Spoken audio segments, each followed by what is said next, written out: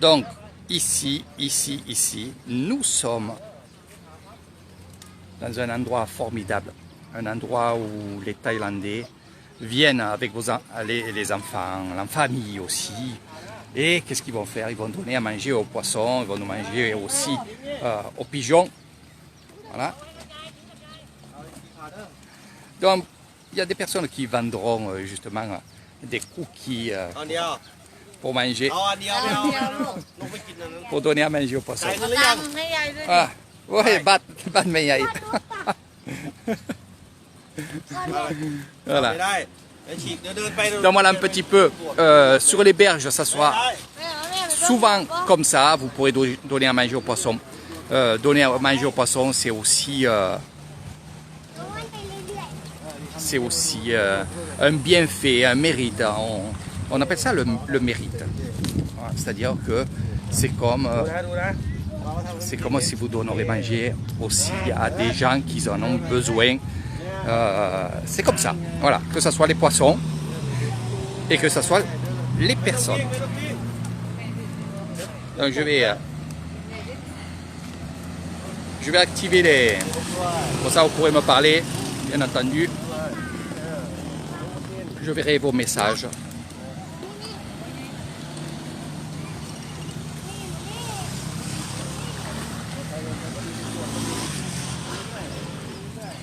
Donc ça porte bonheur de donner à manger aux poissons et aux oiseaux.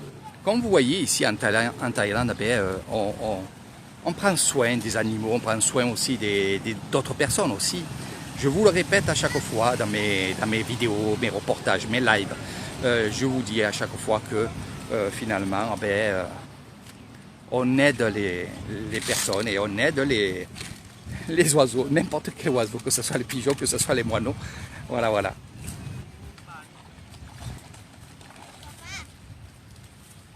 Il y en a des gros là?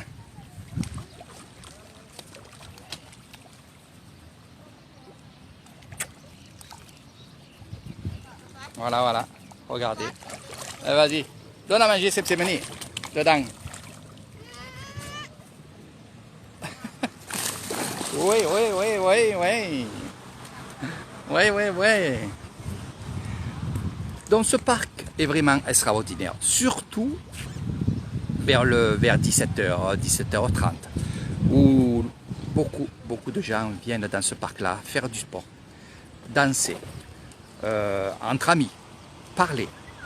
C'est un parc qui est vraiment vivant. Il y en a d'autres de parcs, un peu plus petits, mais celui-là, c'est le parc de Hua Hin. On ne peut pas venir chez Eric Thailand et pas venir dans ce parc, car il y a tellement de choses. Puis autour de ce lac, il y a souvent, et toutes les réceptions musicales, que ce soit traditionnelles ou quoi, les parades, tout ça se font ici. Donc vraiment, le parc de Hua Hin, le rond-point de Hua Hin, c'est pour que je vais vous expliquer par la suite. Bye, bye, bye, bye. Donc par la suite, vous verrez plein de choses avec moi ici dans cet endroit-là. Et c'est vrai que ce que vous voyez en face, c'est ma nouvelle excursion. Voilà. On va essayer d'y aller. Je vais essayer de monter si j'ai le temps. C'est ma nouvelle excursion qui fera partie aussi de la vie de Hua Hin. Parce que c'est vraiment une vie ici. Ici, on est entouré de temples, on est entouré aussi de cette île. Cette île que vous voyez là, qui est un parc, c'est une île sacrée. Pourquoi je dis sacrée? Parce qu'il y a un petit temple. Et ce n'est pas un temple, c'est justement un abri qui abrite le pilier de la ville de Hua Hin. Alors qu'est-ce que j'appelle la ville de Hua Hin et son pilier? C'est que, et on va y aller, je vais vous montrer ça tout à l'heure, le pilier, avant qu'il y ait cette ville-là, il n'y avait rien, bien entendu, c'était la forêt, il n'y avait rien du tout.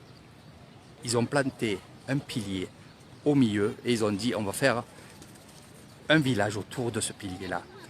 Donc il y a toujours ce pilier-là dans les villages. Donc ça, je vous en parlerai bien entendu quand on fera des excursions. Et surtout, je vais vous montrer. Donc c'est pour ça que ce pilier-là est sacré. Ça fait des années qu'il est ici, qu'il est planté. Quand je dis des années, ça veut dire plus de 200 ou 300 ans. Je me renseignerai en quelle année il a été planté, mais je pense qu'il y a vraiment beaucoup de temps. Et les gens viennent se prosterner justement dans cet endroit-là qui est vraiment sacré, où beaucoup de moines sont venus, où beaucoup de gens sont venus. Il y a vraiment beaucoup de choses à dire sur ce magnifique parc. Les pédalos, bien entendu, pour ceux qui vous venez avec des enfants, ou j'ai eu moi des personnes qui sont venues me voir, des adultes qui ont pris un pédalo et qui sont allés, bien entendu, se promener sur l'eau. Ce que vous voyez ici, je stagne un petit peu, vous voyez eh ben, c'est des lumières et c'est des jets d'eau. C'est-à-dire que quand ils allument ça, ça fait magnifiquement très joli. Voilà, c'est magnifique.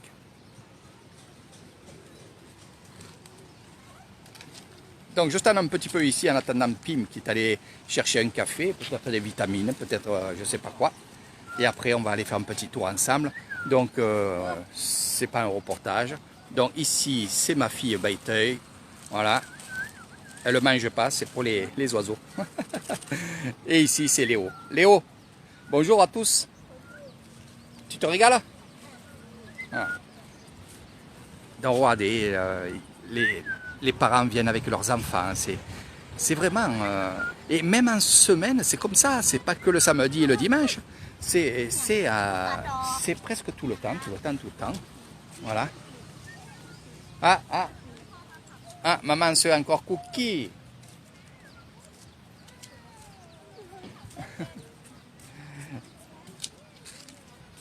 Donc voilà. Alors, c'est à bas. C'est à bas. นี่ทำงานวิดีโอล่ะมาดูเซฟฝรั่งบายบาย Et Pépim qui est allé chercher ce qui est bon ici. Voilà. Donc voilà un peu de l'extérieur de ce rond-point, de ce parc magnifique. On va aller se diriger. Pépim, Baiteuil et Eric, bon. Allez, on y va. Boubou, c'est avec toi? Allez, bonne. Allez. Léo, viens, en haut. Allez, on y va. Donc, comme je vous ai dit, bonjour Monique. Vivement que tu viennes avec ton mari ici. Tiens, on ira pêcher ensemble. On ne pêchera pas le thon, mais il y a du gros poisson. Il va se régaler. Donc il y a beaucoup de gens qui me disent, Eric, c'est vrai que tu donnes envie de venir découvrir ça. Alors l'avantage que vous aurez avec Eric Thaïlande, j'ai le masque, c'est pour ça que je bégaye un peu. Mais vous aurez un avantage avec Eric Thaïlande. Mais vous avez des inconvénients. Il y en a qui vous le diront. Alors on va parler d'abord de l'avantage. C'est que je connais beaucoup de choses ici. Traditions, villages, des grands moines. Donc je connais vraiment le sujet d'Eric Thaïlande, c'est-à-dire la découverte de l'Isan avec ses traditions. L'inconvénient que vous aurez avec Eric Thaïlande, c'est que vous partez le matin et vous ne savez pas quand c'est on rentre au bungalow. Voilà, ça c'est le seul inconvénient que vous aurez avec Eric Thaïlande. C'est normal. Vous êtes là pendant 10-15 jours, une semaine. Et moi je suis là pour vous montrer en quelques jours le maximum de choses. Donc, on part, on visite, on découvre, on mange, on va chez les habitants, en terre inconnue, comme je dis. Ça, en ce moment, je me régale avec ces émissions-là. Et c'est exactement, certaines émissions, c'est exactement ce que je fais, de vous faire découvrir un monde que vous ne connaissez pas. Un monde que vous ne savez même pas que ça existe. Voilà. Donc c'est l'avantage, c'est ça. Mais l'inconvénient, c'est qu'on marche, on fait de la voiture, on s'arrête. Mais c'est vrai qu'on ne sait pas quand c'est. On rentre au bungalow. Bien sûr, il y a une heure. Mais je me suis un peu calmé, avec l'âge peut-être, ou alors avec on va dire, avec la bouteille. Je vous laisse un peu tranquille, quelquefois. Dans les marchés, ah oui, les marchés, il faut voir les marchés. Les marchés traditionnels, les petits marchés, les petits marchés que j'aime, qui sont traditionnels, qui sont souvent dans des temples, souvent dans des petits villages, où les habitants, justement, ben, ils vendent leurs produits de chez eux, de leur petit jardin. Donc ça, c'est des choses extraordinaires. Puis on fait aussi pas mal de belles découvertes, des belles découvertes dans les villages.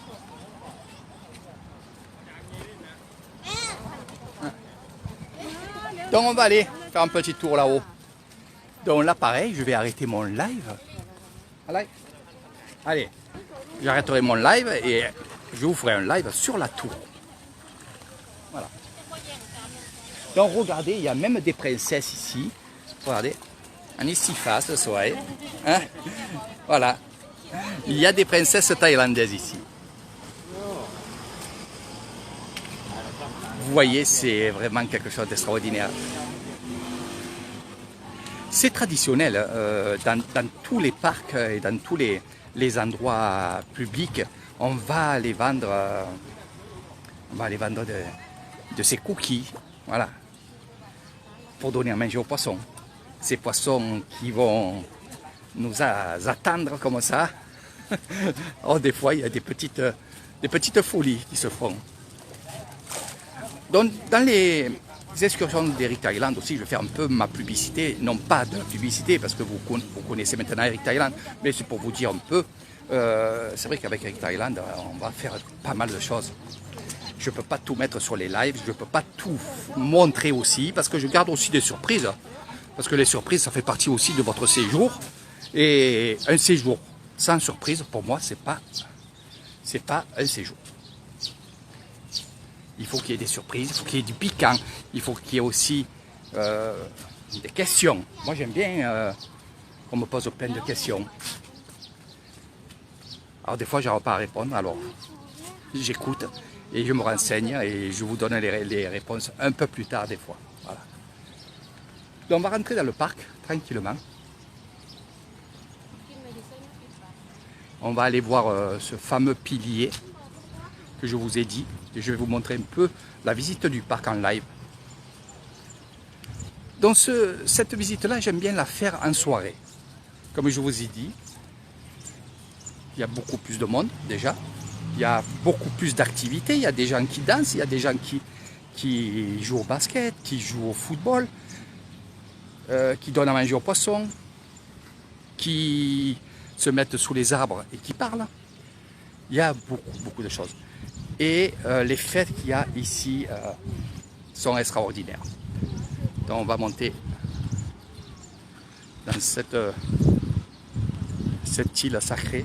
Donc tout autour, vous voyez, après c'est la ville. Donc ce que vous voyez ici, ça fait partie aussi du contraste.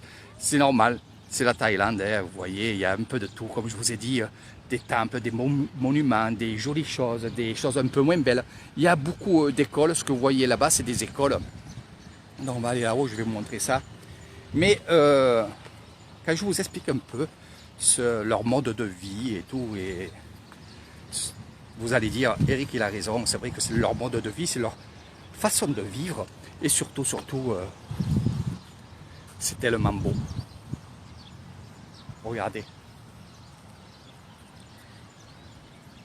Donc beaucoup de travaux se font dans ces espaces-là, qui sont très touristiques. Il y a beaucoup de gens qui viennent ici. Donc bien sûr la tradition.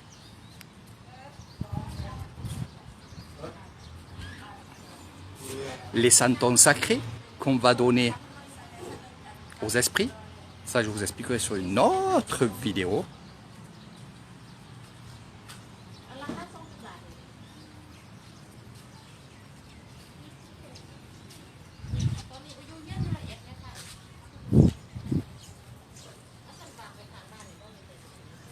Donc, on se déchausse, bien entendu, pour monter sur l'endroit où il y a le pilier.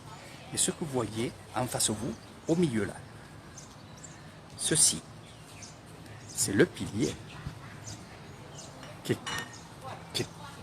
est recouvert d'or. Et on vient, bien entendu, faire des offrandes, demander aussi la santé, demander aussi le mariage, tous les souhaits que vous voulez, faites ici. Voilà. Donc les offrandes, bien entendu, il y en a aussi. Voilà, regardez. Là, les couronnes, bien sûr, il y en a 4. Donc on en a mis 2 ici. C'est le 3e. Et là, nous allons mettre le 4e. Voilà. Et nous avons aussi de l'or, des plaques d'or. Et on va la jouer d'où?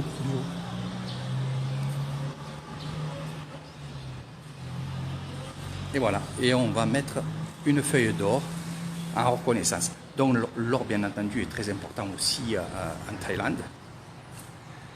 Et on va mettre de l'huile. Tu vas te brûler, mon bébé. On achète de l'huile essentielle. Et voilà, regardez. Et c'est ce qui va alimenter la flamme. Alors, pourquoi? Regardez. Voilà. Alors ça alimente la flamme, il y en a 4 de chaque côté. Il y en a un peu plus parce que, mais sinon, logiquement, il y en a 4. 1, 2, 3, 4. Et là, il y a un 5e. Bien entendu, qu'il y a beaucoup de monde. Chacha, boubou. Chacha, nini, merde. Et ça alimente pour justement mettre les encens. Donc, comme je vous ai dit, ici, on vient se prosterner, on vient demander de la force. Ça sent très très bon parce qu'il y a de l'encens qui brûle presque tout le temps. Donc ici, ce n'est pas Bouddha, attention, ça n'a rien à voir. Là, je vous parle du pilier, c'est-à-dire qu'il y a des années que ce pilier a été mis et on a construit toute la ville de Hue ici. Au loin là-bas, vous voyez ce que vous voyez là-bas. On ne pourra pas y aller aujourd'hui parce que je ne suis pas en excursion, mais nous avons la plus grande statue du Bouddha debout de Thaïlande. Elle fait 68 mètres. Je vous raconterai son histoire, je vous raconterai aussi le temple qui est juste à côté. Et il y a d'autres choses que je vous raconterai, la vie du Bouddha qui sont là-bas. Donc le pilier, ce n'est pas Bouddha. Donc ce qu'on va faire, c'est qu'on va justement mettre des offrandes et c'est souvent le rouge qui revient. Pourquoi? Parce que le rouge, c'est le sang. Donc il y a toute une histoire, toute une vraie histoire sur ce pilier-là. Parce que qui dit 100, 200 ans, 300 ans, eh bien, il y a eu des guerres. Et le rouge, c'est quoi? C'est le sang. Voilà. Donc, je vous raconterai tout ça. Je vous raconterai tout ça.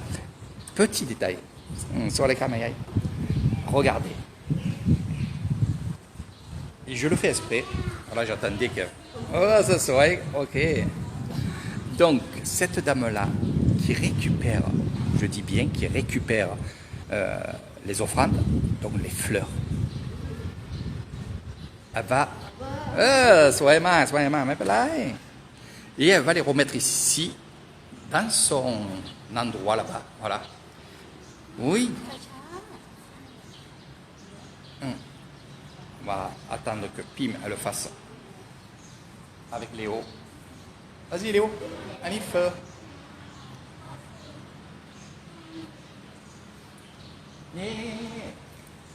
Oh, c'est mère. Toi d'où ma mère? Où maman là-bas? Vas-y.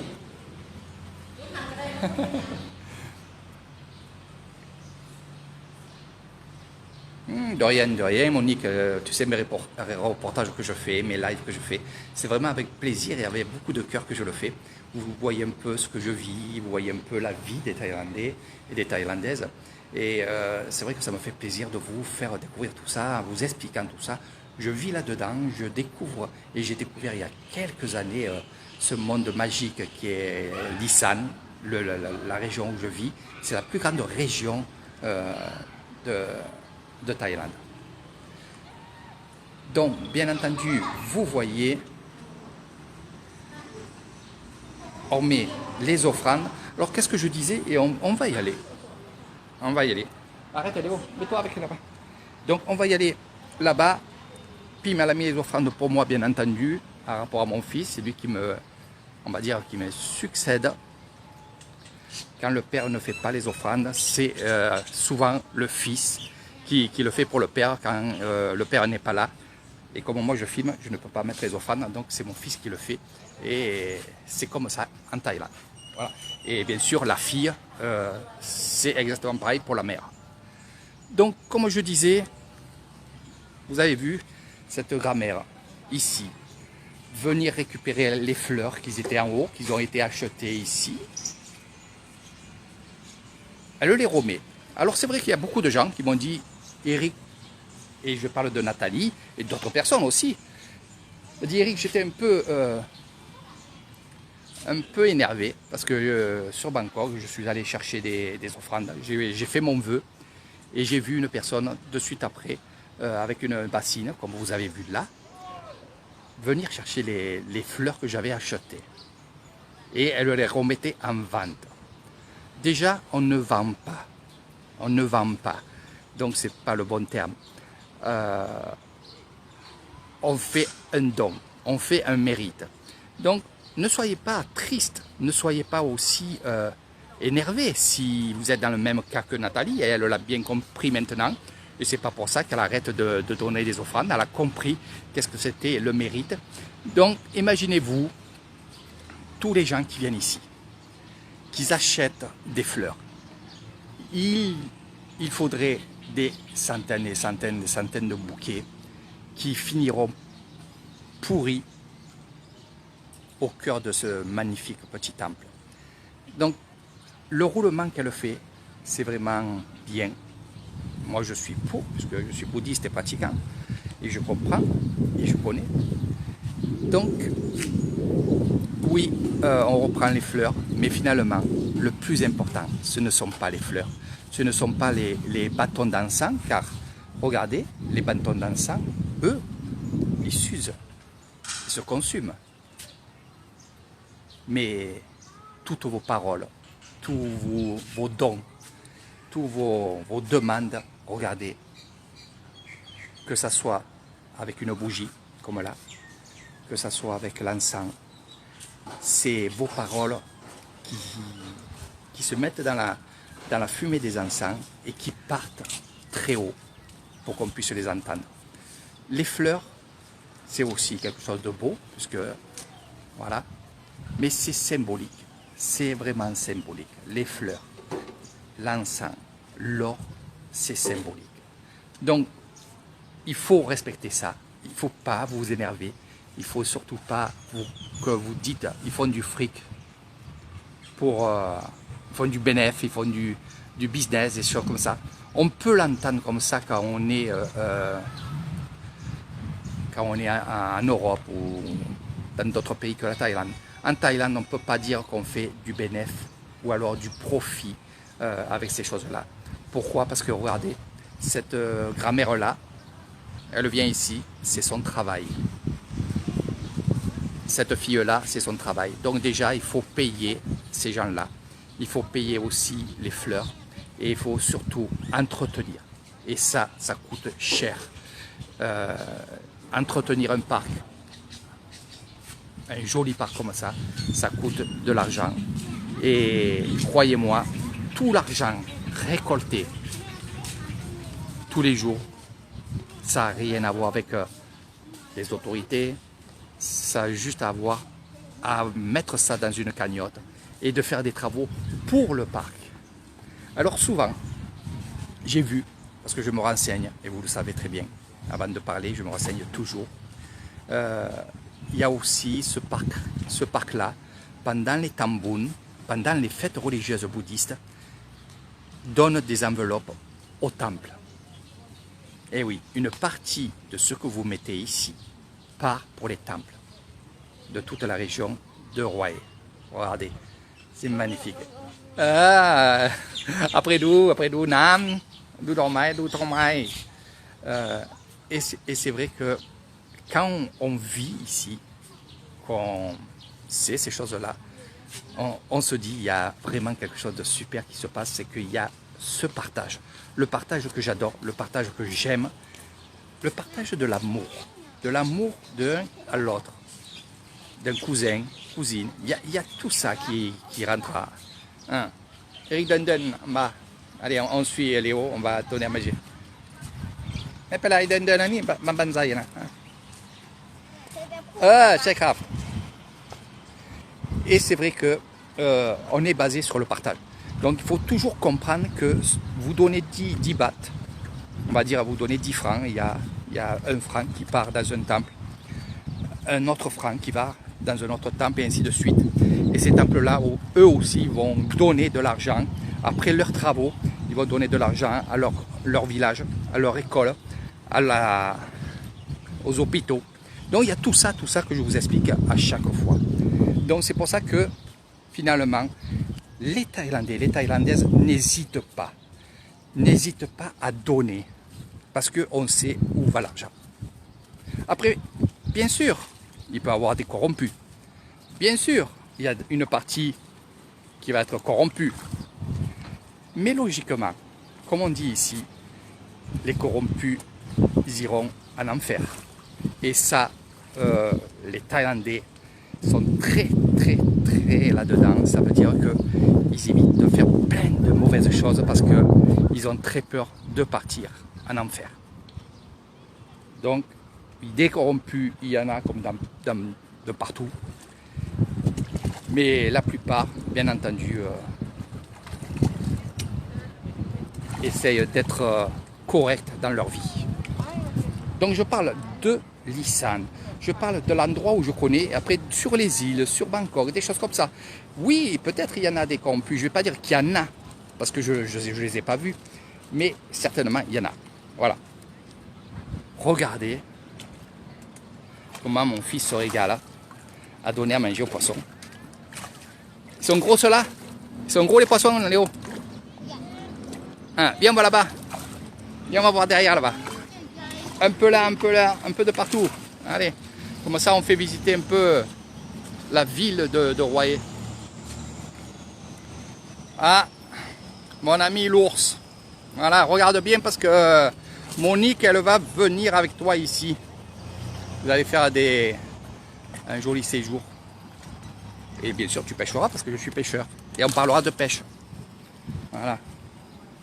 Donc il y a plusieurs méthodes de pêche ici. Et comme je te l'ai dit un jour, je te ferai découvrir tout ça. Viens, on va là-bas, mon bébé. Donc ici, ce que je vous montre, c'est l'endroit des amoureux. J'aime bien venir ici. J'aime bien venir le soir parce que, enfin le soir, quand je dis le soir, c'est en soirée où il y a des jeunes qui sont là et on voit que c'est des petits amoureux. Alors comme nous, à 14 ans, 15 ans ou 13 ans, ils sont là, tout moelleux, tout timide, entre eux, on les voit qui se chamaillent. Un peu comme nous quand on avait 14 ans, 15 ans, ça c'est, ou 11 ans. Donc cette retenue d'eau que vous voyez ici, le parc c'est une île. Ça a été fait à la main, bien entendu. C'est pas naturel. Et tout autour, il y a cette retenue d'eau où il y a beaucoup de poissons parce que, un, on ne les pêche pas. Et de deux, comme vous avez pu voir sur le live, on leur donne à manger et on les gave. Et croyez-moi, il y a du gros poisson. Alors la chose rigolote qu'on voit souvent, c'est quand il y a les saisons de pluie, bien entendu, il pleut beaucoup et ça monte, l'eau elle monte et elle va sur la route qui est en face et qui est tout autour de cette île. Ça veut dire que les poissons, vous les retrouvez sur les routes et là, vous voyez les Thaïlandais qui sont en train de les pêcher. Voilà. Et là, ils ont le droit de pêcher sur la route. Bien sûr, on n'a pas le droit de pêcher à l'intérieur de cette eau-là, parce que c'est sacré. Que ce soit les oiseaux, que ce soit les poissons, tout est sacré, donc on ne les tue pas. Par contre, oui, si un jour il y a une pénurie, si un jour il y a un problème, bien entendu, ces poissons-là pourront être pêchés pour la population. Voilà. D'abord, on donnera à manger aux grands-parents, aux enfants, bien entendu aussi, et après à nous, bien entendu. Donc oui, dans les temples, il y a des retenues d'eau comme ça, où il y a des poissons, où on va donner à manger aux poissons. Et puis, il y a beaucoup de gens qui viennent avec des sachets, où il y a des poissons qu'ils ont achetés sur des marchés, et ils viennent leur redonner la vie. Ils les sauvent d'une assiette de pêcheur ou d'une canne d'un pêcheur. Ah, mon petit frère, il est en train de me regarder. Ça, c'est bien. Ça te change un peu. Voilà, voilà ton neveu. Ah, Léo, tonton Christophe de haut. Dis bonjour à tonton Christophe. Allez, il veut que je parte parce qu'il donne à manger aux pigeons. Voilà, ils sont là.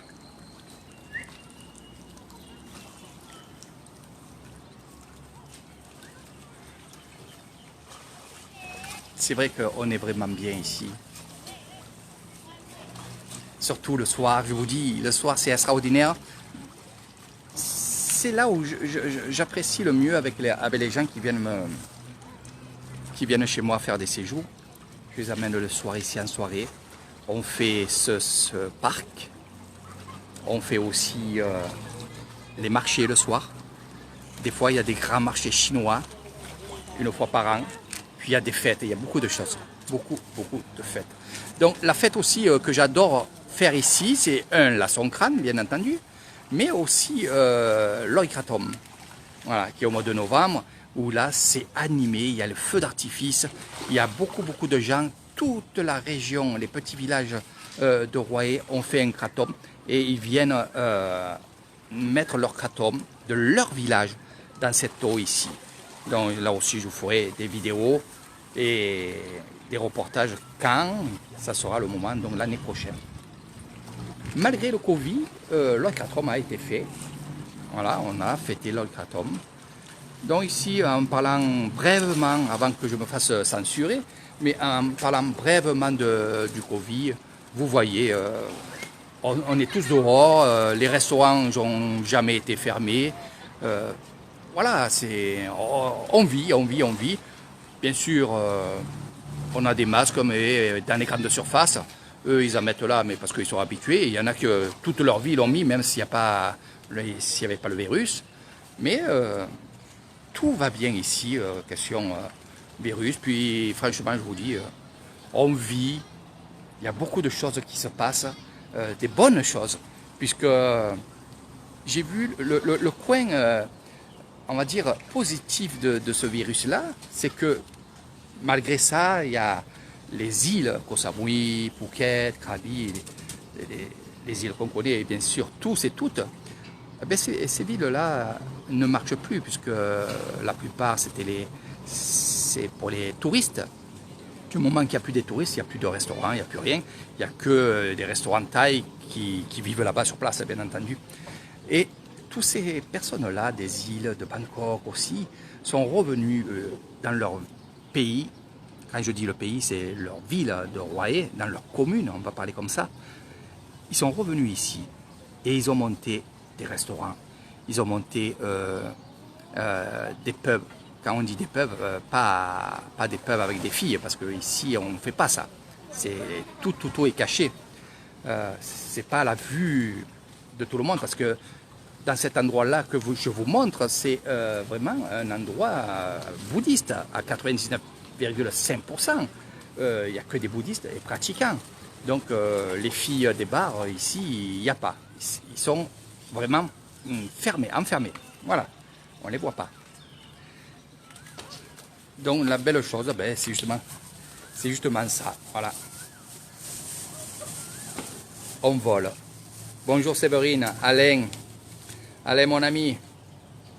Alain, on se mettra en vidéo, on se parlera. Voilà. Donc oui, déjà pour mon ami Alain, je regrette surtout pas d'avoir parti de France. Ça fait maintenant 9 ans que je suis ici, je suis le plus heureux du monde. J'ai jamais été malheureux une seule fois et une seule heure malheureux ici. Si, la seule fois, c'est quand ma fille est rentrée en France. Oui, j'ai été malheureux, mais sans plus. Voilà, je vis tellement bien que finalement, je suis vraiment heureux de vous montrer ça, de vous faire découvrir ça. Puis vraiment cette vie que je mène, vraiment extraordinaire. Et j'ai beaucoup de chance, vraiment beaucoup de chance. Une famille à Nord, une femme à Nord, des enfants que j'aime. La famille en France, toujours on se voit sur le live ou alors en vidéo, donc il n'y a pas de coupure. Et c'est vrai qu'il n'y a rien qui me manque de la France. Voilà. Par contre, c'est vrai, et je le dis pas pour m'amuser, c'est vrai que même si un jour je rentrais en France pour quelques jours, c'est-à-dire en vacances, je sais très bien que mon pays, ici, la Thaïlande, l'Isan, me manquerait. Malgré que je sois en famille, malgré que je sois avec des amis que je n'ai pas vus de longue date, ça me manquerait. Ce que vous voyez ici, c'est juste un peu de ce que je vis. C'est un peu de ce que je vous fais découvrir. Il y a tellement de choses à découvrir et certainement cette vie que je mène est vraiment tellement simple que finalement on s'en lasse jamais. Voilà, elle n'est pas compliquée, il faut juste comprendre que ici, dans notre tête, on vit au jour le jour, on vit avec la famille, on vit avec les amis, on vit avec n'importe qui. C'est-à-dire que vous allez aller dans un parc comme ça, vous allez être assis, tout le monde va vous dire bonjour, tous les passants que vous ne connaissez pas va vous dire bonjour. Vous pouvez engager une conversation, un sourire. Vous pouvez aussi, ça m'est arrivé, de prendre une glace au glacier qui est juste derrière. J'ai vu une petite à côté de moi qui attendait son tour tranquillement. Et bien, je lui ai offert ma glace. Voilà. Et j'en ai repris un autre derrière, bien entendu. Mais c'est ça aussi, c'est ces choses-là. Voilà. Voilà.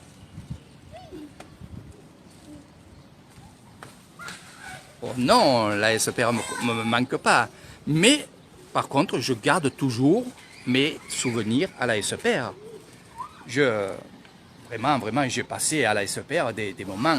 On a passé, parce que là je parle à mon ami Alain, on a passé des moments assez durs avec les accidents, avec la mort de Philippe, avec plein de choses comme ça. Mais on a passé des heures extraordinaires où on s'amusait à se jeter de l'eau, où on a fait des casse-croûtes, et ça je les oublierai jamais. Quand je parle avec des gens de la SPR sur mon Facebook, voilà, hein, quand je parle avec Memesh qui est au Canada lui aussi, on parle souvent des casse-croûtes qu'on faisait, des choses qu'on faisait. Et c'est vrai que ce qui est bien, c'est que chaque fois que j'ai parlé de la SPR, j'ai parlé en bien. Parce que finalement, le mauvais, je l'ai oublié. J'ai passé outre. Parce que je me dis, la vie que je mène ici, beaucoup voudraient la voir. Beaucoup voudraient la découvrir aussi. C'est pour ça que je suis dans le tourisme. Et beaucoup me disent, Eric, tu es vraiment un guide extraordinaire. Parce que finalement, on ne peut rien dire sur ça. Mais la SPR, c'est des bons souvenirs avec Liati, avec tout le monde, avec Émile et tout le monde. Donc oui, ça me fera plaisir. Si un jour vous venez chez moi, oui, ça me fera vraiment plaisir. Il n'y a aucun souci. Et c'est vrai qu'on ne parlera que des bons trucs. Casse-croûte, les grillades, les apéros. C'est ça aussi. Et moi, je dis toujours aux gens, gardez toujours les bons souvenirs. Gardez-les. Voilà. Et c'est ce que je fais. Je garde les souvenirs, les bons souvenirs avec mes amis, parce que je ne vous ai jamais oublié, même si on ne s'est pas parlé pendant des années. Je ne vous ai jamais oublié, puis petit à petit, on se retrouve, petit à petit. Et petit à petit, un jour, on se retrouvera peut-être chez moi, et on fera un grand et un gros casse-croûte. Voilà. Donc on va monter là. Je vais arrêter le live puisque on va aller dans la grande tour. Je vais vous faire un peu découvrir ça en live. Donc je garde la batterie. Je vous fais de gros bisous. Partagez cette vidéo. Je vous parle un peu de tout, de moi, des Thaïlandais, du parc, de Hue. Hue est à 43 km des Bungalows. C'est la grande ville la plus proche de mon petit village. Ah, donc ça c'est ma petite famille. Ma fille qui a 16 ans. Mon fils Léo qui a 7 ans. Et Pipim qui est là. Voilà. Aujourd'hui on est sorti de notre village. On a pris la charrette et on est parti. Allez, direction la grande tour là-haut. Je vais vous faire le live de A à Z. J'espère que ça vous plaira. Ça va être la première fois que je monte. Donc on va découvrir ensemble. Et d'en haut, vous allez voir tout. Vous allez voir tout.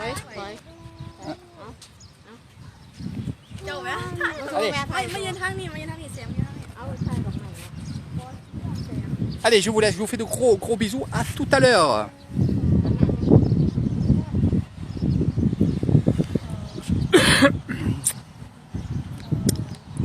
Attends, hein. Eric, fermé.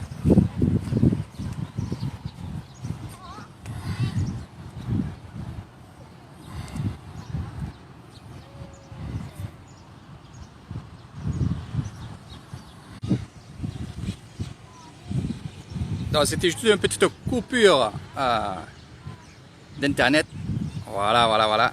Donc allez, je vous le dis plus.